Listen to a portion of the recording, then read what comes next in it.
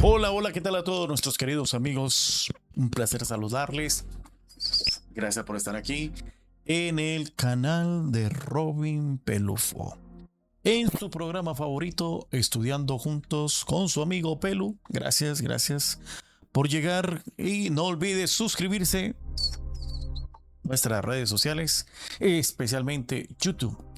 Hoy vamos a estudiar lunes 3 de agosto un tema poderosísimo en el que necesitamos que estés concentrado para que le dediques un tiempo al Señor, para que podamos juntos estudiar la santa palabra de Dios, porque es tiempo, mi amigo, mi hermano, de que dediquemos tiempo a descubrir estas realidades eternas. Ir al corazón de la palabra de Dios, escuchar los pensamientos profundos de la Biblia. No es solo para pastores, no es solo para académicos, es para todo verdadero seguidor que quiera descubrir estas grandísimas verdades y no solamente quedarse con ellas, sino también compartirlas con aquel que le conoce a usted, pero no conoce de Jesús. Unidad en la diversidad. Vamos a analizar rápidamente el pensamiento el día de hoy, lunes 3 de agosto. El lenguaje de la unidad introducido en 1 Corintios 12, 4 al 6. Entre paréntesis, el Espíritu es el mismo, el Señor es el mismo y Dios es el mismo. Es desarrollado, sí señores, en el resto de 1 Corintios, el capítulo 12. Esto resulta evidente por el uso que Pablo hace de expresiones como el mismo Espíritu, según 1 Corintios 12, 11. El cuerpo es uno, 1 Corintios 12, 12, 12, 11 el anterior, ¿no? Un solo cuerpo, 1 Corintios 12, 12 al 13 y 20. Un espíritu y un mismo espíritu, 1 Corintios 12, 13. Los miembros se preocupan los unos por los otros, 1 Corintios 12, 25. Junto con el concepto de unidad, Pablo destaca la diversidad de miembros en el cuerpo de Cristo a través de expresiones como muchos miembros. 1 Corintios 12, 20, 12, 20, 12 y 20. Fuimos todos bautizados, 1 Corintios 12, 13. El cuerpo no es un solo miembro, sino muchos, 1 Corintios 12, 14. Todo el cuerpo, 1 Corintios 12, 17. Cada miembro en el cuerpo, 1 Corintios 12, 18. Miembros del cuerpo, 1 Corintios 12, 22 al 23. Todos los miembros, 1 Corintios 12, 26. Este énfasis tanto en la unidad como en la diversidad indica que los dones espirituales tienen como objetivo promover la unidad a través de la diversidad. Ese es el pensamiento clave de este interesante estudio. Esta unidad en medio de la diversidad debe reflejar el carácter de Dios. El Padre es una persona, el Hijo es una persona y el Hijo es otra persona, el Espíritu Santo es otra. Los tres conservan su individualidad mientras trabajan juntos para edificar a la iglesia y darle poder para cumplir la misión, según 1 Corintios 12 y Efesios 4. Lee 1 Corintios 12, 12 al 31. Porque la analogía de un cuerpo con muchas partes es apropiada para presentar a la iglesia y a sus miembros. Bueno, pues que porque cuerpos son diferentes entre sí, cada miembro cumple una función particular, todo depende unos de otros. Ningún miembro puede realizar por sí solo todas las funciones del cuerpo. Todos los miembros son, ¿qué cosa? Son necesarios.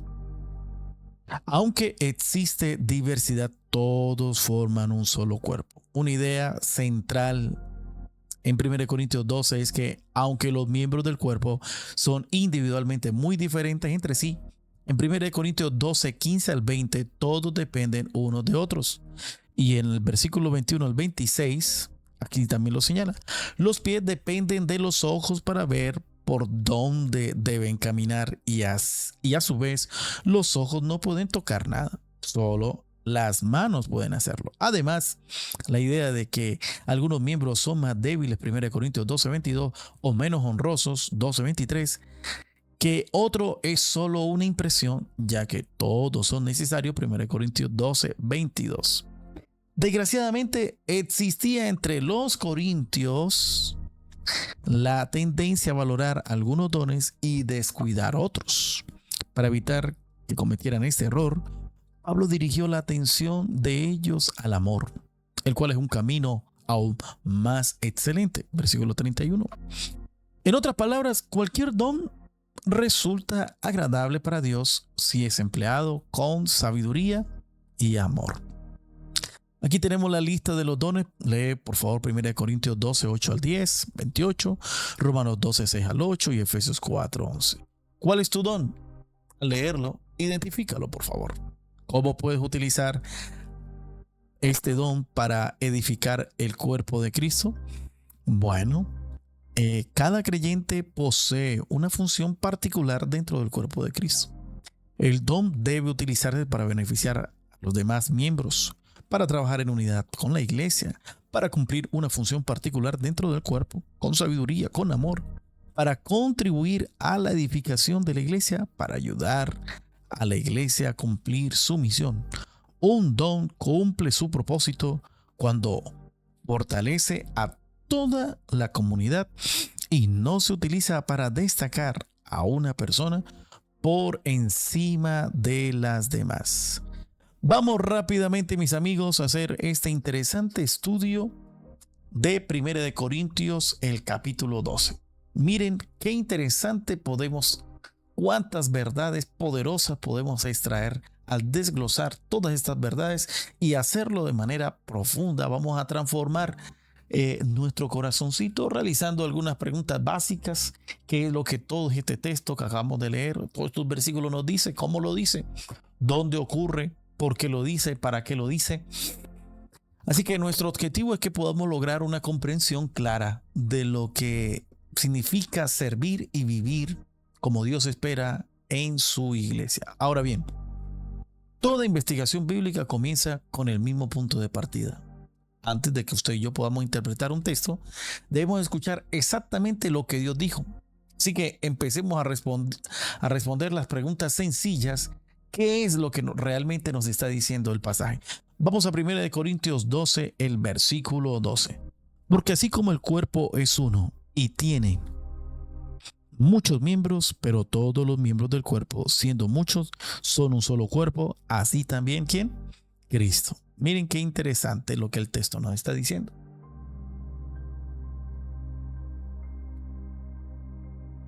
Para entender el corazón de Dios, primero debemos observar cuidadosamente lo que nos está diciendo el texto. Y Pablo afirma que el cuerpo es uno, aunque tiene muchos miembros. Piensa en esto como un equipo de video. ¿Sí? La cámara podría decir, como todos me ven, soy la más importante. El micrófono responde, sin mí nadie escucharía nada. Y el editor concluye, sin mí ni siquiera habría video. Así funciona también la iglesia. No somos copias idénticas. Somos personas diferentes, con funciones diferentes, pero formando un mismo proyecto que Dios dirige. Pablo utiliza aquí dos palabras griegas extraordinarias. Vamos a chequearlas. Aquí está. La primera es schisma. No habla simplemente de un desacuerdo, habla de un desgarro violento, como romper una tela o amputar un miembro, un desgarro anatómico violento, según el versículo 25. El texto dice, para que no haya desavenencia en el cuerpo. Esa palabra desavenencia es la palabra griega schisma, ¿sí? Desgarro. Sino que los miembros todos se preocupan los unos por los otros. Y por si no te quedó claro, de manera que si un miembro padece, sufrir con, luego aparece simpashei. Dios diseñó su iglesia para que exista una unión tan profunda que cuando un miembro sufre, todo el cuerpo siente ese dolor. Y cuando uno es honrado, todos celebran sin envidia. Eso es verdadera solidaridad espiritual. Pero surge una pregunta importante. Si todos somos diferentes, ¿quién decidió esa diversidad? ¿Una decisión humana?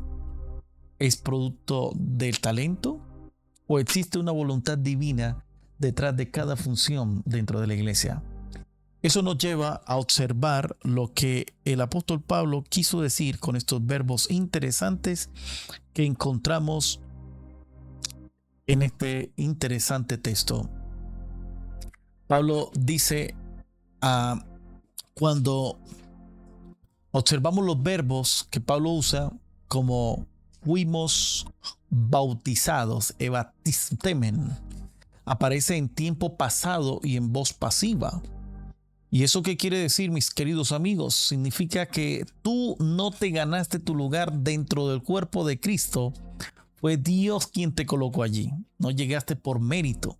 No audicionaste para ocupar un puesto. Fue que el Espíritu Santo quien por pura gracia te incorporó al cuerpo. Eso elimina cualquier complejo de superioridad y también cualquier sentimiento de inferioridad. Ahora, observen estos engranajes tan hermosos que podemos encontrar en el texto el día de hoy. Pablo no habla de los dones de manera aislada. El capítulo 12, donde está hablando de los dones espirituales, de la diversidad, el capítulo 14 enseña el orden, la edificación, pero entre ambos coloca el verdadero motor que hace que funcione todo de maravilla, que hace que funcionar todo el sistema, y es el amor desarrollado allí en el capítulo 13. Pero solo el amor es quien verdaderamente edifica, es el camino. Sin embargo, conocer la doctrina no garantiza vivirla, querido. Precisamente eso ocurrió y estaba pasando en Corinto. Comprendían los dones, pero habían perdido el propósito de esos dones. Ahí es donde entonces viene el verdadero problema de aquella iglesia en aquella época. Por eso tenemos que ir al propósito e historia. Y aquí quiero que presten mucha atención, porque la iglesia de Corinto estaba obsesionada con el prestigio, la posición y la visibilidad. Y esa obsesión produjo dos enfermedades espirituales que siguen presentes en nuestras iglesias hoy día. Es el pie diciendo, como no soy mano, entonces no pertenezco. La comparación termina robándonos nuestro valor, pero Pablo responde con una imagen contundente. Si todo el cuerpo fuera un ojo, ¿dejaría de ser un cuerpo para convertirse en un monstruo? Tu sentimiento de insuficiencia nunca cancela tu pertenencia al cuerpo de Cristo.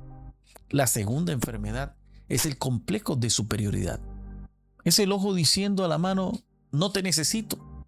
El orgullo hace que olvidemos cuánto dependemos de los demás. Y entonces Dios responde con una verdad extraordinaria. La visibilidad jamás determina la utilidad. Aquello que el mundo considera insignificante, Dios lo declara indispensable. Por eso, después de recorrer toda esta interesante explicación, conviene ahora que nos detengamos unos minutos para resumir todo este mensaje. Y si alguien nos preguntara cuál es la esencia de este pasaje, la respuesta sería muy simple, muy sencilla. Vamos a ir al síntesis del mensaje y vamos a resumirlo todo en 4 grandes verdades. Estas serían: número 1, el Espíritu da pertenencia, según los versículos 12 al 13. Tú llegaste es por gracia, no por tu talento, no por lo que eres, ¿verdad? La gracia de Dios fue quien te capturó. Número 2, la comparación niega el valor propio. Que no seas la mano jamás significa que no seas, que seas inútil. Versículos 14 al 20. No ser mano no hace inútil ¿a quién? Al pie. Y la número 3, el orgullo niega el valor del otro. Nadie puede decirle a un hermano, no te necesito, no te necesito. Dentro de los versículos 21 hasta el 26. Y finalmente, la número 4, todo don solo alcanza su propósito cuando sirve ¿con qué? Con amor. Dones diferentes o una sola misión. Versículos 27 hasta el 31. Hasta aquí hemos entendido el texto, pero la Biblia nunca fue escrita, mi apreciado, eh, únicamente para informar a nuestra mente. No, fue escrita para que usted y yo podamos transformar nuestra vida. Es por eso que entonces nos tenemos que hacer una pregunta importante. ¿Qué significa todo esto para nosotros hoy? Aquí viene entonces el puente de la realidad. Y tenemos el puente de la realidad. Y aquí quiero que de alguna manera reflexionemos, porque vivimos en una generación donde el valor de una persona parece medirse por los likes, los seguidores, la visibilidad que tiene en una plataforma digital. Pero pensemos por un momento en el evangelismo digital. Todos ven a quien aparece frente a la cámara. Sin embargo, detrás de esa pantalla existe un cuerpo completo trabajando. Está quien investigó, quien editó, quien ajustó el sonido, quien diseñó las imágenes y quizás la persona más importante de todas, aquella abuela que estuvo de rodillas orando para que ese mensaje tocara tu corazoncito. En el reino de Dios, Cristo no honra únicamente al rostro visible. Por eso, cuando comprendemos nuestra función, dejamos de competir por reconocimiento y comenzamos a servir con alegría. Y precisamente esa es la gran conclusión a la que Pablo quiere llevarnos en esta hora. No se trata simplemente de entender la iglesia, se trata de convertirnos en la iglesia que Cristo soñó. Y por eso, como conclusión, necesitamos, apreciados, que toda esta profundidad bíblica nos conduzca a una sola aplicación, que de alguna manera debe transformar nuestra manera de vivir y de relacionarnos unos a otros. Y me gustaría que pudiésemos leerla. Vamos a ver si me alcanza a salir aquí en pantalla. Noten, aquí sale un poquito. Ya la veo un poco más chiquita. Ok, veamos. Ahí está. La iglesia funciona cuando cada miembro deja de competir por ser visto y comienza a ¿qué cosa? A servir para que Cristo sea visto. No tienes que serlo todo, porque Dios ya te hizo parte de un cuerpo. Y tampoco puedes despreciar a nadie, porque ese mismo cuerpo te sostiene a ti. Que el Señor, apreciado, apreciada que me escuchas, que el Señor nos conceda la gracia de vivir como una gran orquesta, toda siendo guiada, donde cada instrumento, sea visible o invisible, interprete su parte para exaltar al único y solo director, Jesucristo. Que Él sea siempre el centro de nuestra vida, de nuestros dones y de nuestro servicio. Queridos, hemos llegado a la parte final de este interesante estudio. Y ese es el mensaje de Dios que tiene para ti y para mí en esta hora. Recibe un abrazo de Jesús para cada uno de ustedes. Dios les bendiga.